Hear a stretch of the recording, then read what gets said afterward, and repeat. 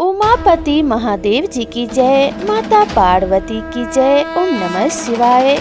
नमस्कार प्रिय भक्तगणों, आप सभी को हरतालिका तीज व्रत की हार्दिक शुभकामनाएं। हरतालिका तीज का व्रत भाद्रपद महीने के शुक्ल पक्ष की तृतीया तिथि को मनाया जाता है। तृतीया तिथि को किए जाने के कारण ही इस व्रत को तीज का व्रत अथवा तीजों का व्रत कहा जाता है। बहुत सारे लोग हरतालिका तीज और हरियाली तीज को एक ही समझ लेते हैं, लेकिन वास्तव में दोनों तीज अलग अलग होती है। हरतालिका तीज भाद्रपद महीने के शुक्ल पक्ष की तृतीया तिथि को होती है, जबकि हरियाली तीज श्रावण महीने में शुक्ल पक्ष की तृतीया को होती है। अतः यह स्पष्ट है कि दोनों ही तीज अलग अलग होती है। हरतालिका तीज का व्रत स्त्रियों के लिए बहुत ही उपयोगी है। इससे अविवाहित लड़कियों को उनका इच्छित वर प्राप्त होता है और विवाहित स्त्रियों के सुहाग की रक्षा होती है। इस व्रत को करने से भगवान शिव व माता पार्वती अत्यंत प्रसन्न होते हैं और अति उत्तम फल प्रदान करते हैं। इस व्रत को करने से अविवाहित लड़कियों को श्रेष्ठ पति प्राप्त होता है और संपन्न घरों में उनकी शादी होती है। इस व्रत को करने से विवाहित स्त्रियों के सुहाग की रक्षा भी होती है और वह स्वस्थ रहकर दीर्घायु प्राप्त करते हैं। इस व्रत को करने से सुख समृद्धि की प्राप्ति होती है और परिवार में सभी प्रकार की सुख शांति सदैव बनी रहती है। इस व्रत को करने से भगवान भोलेनाथ की कृपा भी प्राप्त होती है और संपूर्ण जीवन सुखपूर्वक व्यतीत करके अंत में स्वर्ग लोक की प्राप्ति होती है। तो चलिए हरतालिका तीज व्रत के पावन और पवित्र अति दुर्लभ कथा का श्रवण करते हैं। कथा को शुरू करने से पहले प्रेम से बोलिए ओम श्री गणेशाय नमः। हरतालिका तीज व्रत की पौराणिक कथा के अनुसार द्वापर युग में जब महाभारत का युद्ध समाप्त हो गया और पांडवों को राज्य की प्राप्ति हो गई, तब चारों ओर सुख शांति स्थापित हो गई। भगवान श्री कृष्ण अपने राज्य द्वारिका को चले गए थे। बहुत दिनों के पश्चात एक दिन स्वयं भगवान श्री कृष्ण ही पांडवों से मिलने के लिए हस्तिनापुर आए। तब पांडवों ने उनका बहुत सत्कार किया। फिर द्रौपदी ने श्री कृष्ण से पूछा कि हे माधव, आप यदि मध्य अंत से रहित हैं, आपकी माया का कोई पार नहीं है, आप सर्वज्ञ हैं और आप ही परमेश्वर हैं, तो आप मुझे कोई ऐसा उपाय बताएं जो हम स्त्रियों को समस्त प्रकार के रोग व शोक और पापों से मुक्ति प्रदान करे और सुख शांति प्रदान करे। आप कोई ऐसा उपाय बताएं जो हमको धर्म मार्ग में प्रेरित करे। द्रौपदी की बात सुनकर भगवान श्री कृष्ण बोले, हे द्रौपदी, तुम धन्य हो, क्योंकि तुमने केवल अपने लिए ही नहीं बल्कि समस्त स्त्री जाति के हित के लिए प्रश्न किया है। अब मैं तुम्हें एक ऐसा उपाय बताता हूँ। उस उपाय का नाम है हरतालिका तीज का व्रत। भगवान श्री कृष्ण ने आगे कहा कि हे द्रौपदी, इस हरतालिका तीज के व्रत में भगवान शिव और माता पार्वती की पूजा की जाती है। भगवान शिव अजर अमर हैं तथा महान योगी हैं। वह सहज में ही प्रसन्न होने वाले और भोलेनाथ हैं। अतः उनकी पूजा करके कोई भी स्त्री सौभाग्य प्राप्त कर सकती है। भगवान श्री कृष्ण ने कहा कि हे द्रौपदी, अब मैं तुम्हें वह प्रसंग सुनाता हूँ जिसके आधार पर यह व्रत किया जाता है। भगवान श्री कृष्ण बोले, भारत देश में हिमालय नामक एक महान पर्वत है। यह विश्व के सभी पर्वतों का राजा है। वह हमेशा बर्फ से ढका रहता है। उसके निकट क्षेत्रों में भिन्न भिन्न प्रकार के वृक्ष हैं। अनेकों प्रकार के पशु और पक्षी वहां पर विचरण करते रहते हैं। देवता गंधर्व आदि सदैव ही वहां घूमते रहते हैं। इस पर्वतराज हिमालय ने मनुष्य तन धारण करके मैना नामक स्त्री से विवाह किया था और फिर वह सुखपूर्वक अपना जीवन व्यतीत करने लगे। कुछ समय पश्चात इनके घर में एक सुंदर कन्या का जन्म हुआ। उसका नाम उमा रखा गया। पर्वतराज हिमालय की पुत्री होने के कारण उनको पार्वती भी कहा जाता है। एक बार पर्वतराज हिमालय अपने महल में विश्राम कर रहे थे, तभी नारद मुनि उनसे मिलने के लिए आते हैं। तब पर्वतराज हिमालय ने उनका बहुत ही सत्कार किया और उनको उत्तम आसन प्रदान किया। फिर पर्वतराज हिमालय ने अपनी पुत्री को वहां पर बुलाया और नारद जी से कहा कि हे मुनिवर, आप तो त्रिकालदर्शी हैं, आप तीनों कालों को जानने वाले हैं। कृपया करके इस कन्या का भविष्य मुझे बताएं। यह सुनकर नारद मुनि कहने लगे, आपकी कन्या सुलक्षणा है और सभी प्रकार के उत्तम गुणों से युक्त है, लेकिन इसका विवाह किसी परिवारहीन, सुखों से उदासीन, तपस्वी और योगी व्यक्ति के साथ होगा। यह सुनकर पर्वतराज हिमालय अत्यंत चिंतित हो गए तथा फिर उन्होंने नारद मुनि से पूछा कि हे मुनिवर, इसका कोई उपाय तो होगा। तब नारद जी ने कहा कि हे हिमवान, विधाता ने जो कुछ भी किसी के भाग्य में लिख दिया है उसे कोई भी बदल नहीं सकता, परंतु मैं एक उपाय बताता हूँ।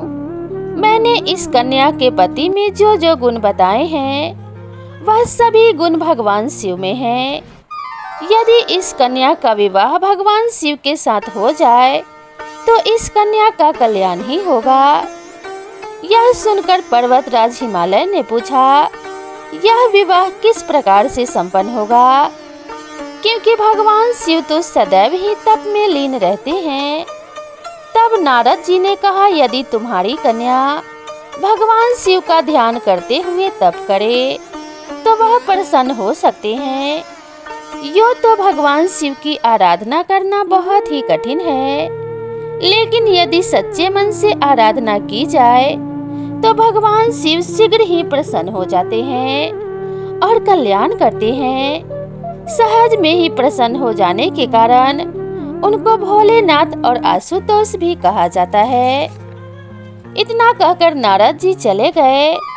समस्त प्रसंग को जानकर पार्वती वन में जाकर तप करने लगी। इस तरह से उन्होंने कई वर्षों तक बहुत कठोर तप किया। उधर ब्रह्मा जी तथा ऋषि मुनियों ने भगवान शिव के समक्ष जाकर उनसे प्रार्थना की कि हे प्रभु, पार्वती ने आपको प्राप्त करने के लिए अपार तप किया है, अब आप उनको अंगीकार कीजिए। तब भगवान शिव ने कहा कि तथास्तु, ऐसा ही होगा। अब उचित समय आ गया है और मैं शीघ्र ही पार्वती से विवाह करूंगा। यह सुनकर ब्रह्मा जी तथा ऋषि मुनि प्रसन्नता प्रकट करने लगे और भगवान शिव की जय जयकार करते हुए अपने अपने स्थान पर चले गए। उधर पार्वती का कठोर तप निरंतर जारी था। फिर उस दिन भाद्रपद महीने की शुक्ल पक्ष की तृतीया तिथि और हस्त नक्षत्र था।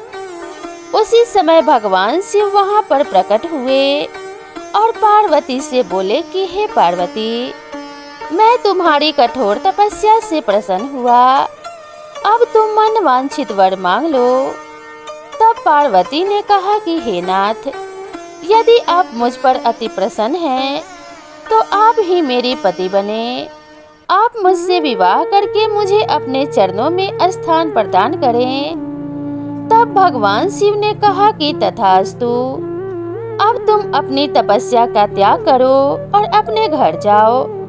मैं शीघ्र ही तुम्हारा पानी ग्रहण करूंगा, क्योंकि आज ही मैं तुम्हारी तपस्या से प्रसन्न होकर तुम्हारे समक्ष प्रकट हुआ हूँ। इसलिए मैं तुम्हें यह वरदान भी देता हूँ कि आज के दिन को हरितालिका तीज भी कहा जाएगा। जो भी स्त्री प्रत्येक वर्ष आज ही के दिन भाद्रपद माह के शुक्ल पक्ष की तृतीया तिथि को तुम्हारी और मेरी पूजा करेगी, तथा इस कथा को कहेगी अथवा सुनेगी, वह अखंड सौभाग्य को प्राप्त करेगी और सभी तरह के रोग शोक से मुक्ति प्राप्त करके सुखपूर्वक जीवन यापन करेगी और अंत में शिव लोक को प्राप्त करेगी। भगवान शिव के इन वचनों को सुनकर पार्वती बहुत प्रसन्न हुई। फिर वह भगवान शिव को प्रणाम करके अपने घर वापस आ गई। बाद में ब्रह्मा जी ने सप्त ऋषियों को हिमालय के घर भेजा। हिमालय ने उनका उचित आदर सत्कार किया। फिर उन्होंने शुभ दिन का निर्धारण करके शीघ्र ही विवाह संपन्न कराने का निश्चय किया। उन सप्त ऋषियों ने वापस जाकर ब्रह्मा जी के समक्ष सारा वृतांत कहा। फिर विवाह की तैयारियां की जाने लगी। इसके पश्चात निर्धारित तिथि पर भगवान शिव अपनी बारात लेकर पर्वतराज हिमालय के महल की ओर चले। उनकी बारात में ब्रह्मा जी, विष्णु जी, समस्त सुरगण, शिव जी के गण इत्यादि गए। फिर वैदिक रीति से भगवान शिव और माता पार्वती का विवाह संपन्न हुआ। इस प्रसंग को सुनकर भगवान श्री कृष्ण ने द्रौपदी से कहा कि हे द्रौपदी, जो भी स्त्री प्रत्येक वर्ष भाद्रपद मास के शुक्ल पक्ष की तृतीया तिथि को हरितालिका तीज का व्रत करती है, वह अखंड सौभाग्य प्राप्त करती है। इस व्रत को करने से भगवान शिव और माता पार्वती की असीम कृपा प्राप्त होती है। जो स्त्री भक्ति युक्त चित्त से इस सर्वश्रेष्ठ व्रत को करती है और इसकी कथा सुनती है, उसके सभी रोग शोक तथा पाप भी नष्ट हो जाते हैं। वह सुख समृद्धि प्राप्त करती है और जीवन में समस्त प्रकार के सुखों का उपभोग करते हुए अंत में शिव लोक को प्राप्त करती है। तो प्रेम से बोलिए भगवान शंकर की जय, माता पार्वती की जय। तो प्रिय भक्तगणों, कथा पूरा होने के बाद भगवान शिव और माता पार्वती की आरती भी अवश्य करनी चाहिए। आरती के बिना कोई भी पूजा संपूर्ण नहीं होता। तो चलिए इस आरती को शुरू करते हैं। जय शिव ओमकारा, हर जय शिव ओमकारा, ब्रह्मा विष्णु सदा शिव, ब्रह्मा विष्णु सदा शिव, अर्धांगी धारा। जय जय शिव ओमकारा, एकानन चतुरानन पंचानन राजे, हंसानन गरुरासन वृषवाहन साजे। जय जय शिव ओमकारा, दो भुज चार चतुर्भुज, 10 भुज ते सोहे, तीनों रूप निरखता त्रिभुवन जन मोहे। जय जय शिव ओमकारा, अक्षमाला बनमाला मुंड माला धारी, चंदन मृग मद सोहे भोले शुभकारी। जय जय शिव ओमकारा, श्वेतांबर पीतांबर बाघांबर अंगे, सनकादिक ब्रह्मादिक भूतादिक संगे। जय जय शिव ओमकारा, कर के मध्य कमंडल चक्र त्रिशूल धरता, जग करता जग भरता, जग पालन करता। जय जय शिव ओमकारा, ब्रह्मा विष्णु सदा शिव जानत अविवेका, प्राण वाक्क्षर के मध्य ये तीनों एका। जय जय शिव ओमकारा, त्रिगुण शिव जी की आरती जो कोई नर गावे, कहत शिवानंद स्वामी मन वांछित फल पावे। जय जय शिव ओमकारा, प्रेम से बोलिए उमापति महादेव जी की जय, माता पार्वती की जय। ओम नमः शिवाय। माता पार्वती और भगवान शिव की कृपा सदैव आप सभी भक्तगणों के ऊपर बनी रहे। सभी स्त्रियों का सौभाग्य और सुहाग अखंड रहे। इसी कामना के साथ आप सभी से विदा लेते हैं। साथ ही आप सभी मित्रों एवं दर्शकों से निवेदन है कि अगर आपको वीडियो पसंद आई हो तो वीडियो को एक लाइक ज़रूर करें, और साथ ही अगर आप मेरे चैनल पर पहली बार आए हैं तो चैनल को सब्सक्राइब करना ना भूलें। तो दोस्तों, मिलते हैं इसी तरह की नई कथा और नई कहानी के साथ। तब तक के लिए राधे राधे।